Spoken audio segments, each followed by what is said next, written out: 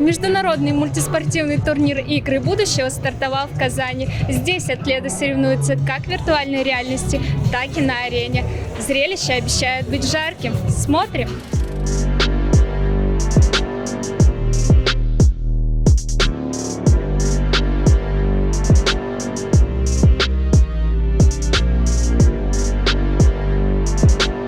Зрители торжественной церемонии приветствовали героя пятерки будущего. Они рассказали обо всех вызовах турнира: спорт, тактика, стратегия, скорость и технологии. Также здесь прошел парад стран-участниц турнира и фиджитал-шоу «Путешествие в будущее».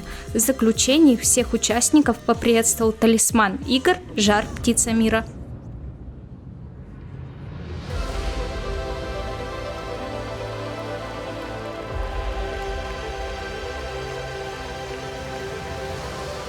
Потрясающе, очень зрелищно, очень технологично, интересные сюжеты, интересная графическая реализация. Мне очень понравилось. Россия, Бразилия, США. В играх будущего принимает участие более 100 стран. Одна из дисциплин игр будущего – турнир Warface в сочетании с лазертагом. За команду без понтов выступал атлет из Ижевска Дмитрий Ломаев. В решающем матче на выход в плей-офф они уступили сборной Антейт. Игровая часть именно Warface.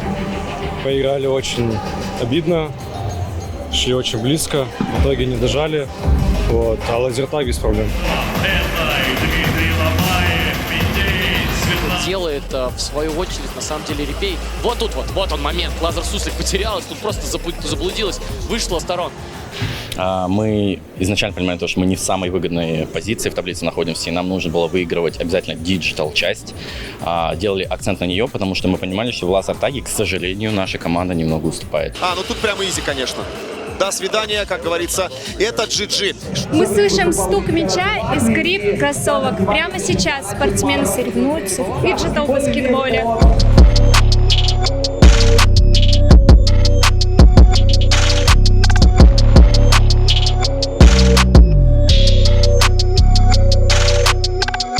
Moi, je trouve que c'est un très beau format. C'est du nouveau. Personne n'a pensé à combiner le digital et le physique. Je pense que c'est l'avenir du sport, si on peut le faire dans toutes les disciplines. Для гостей мероприятия подготовили и развлекательную программу. Желающие могут сыграть или сфотографироваться с героями игр.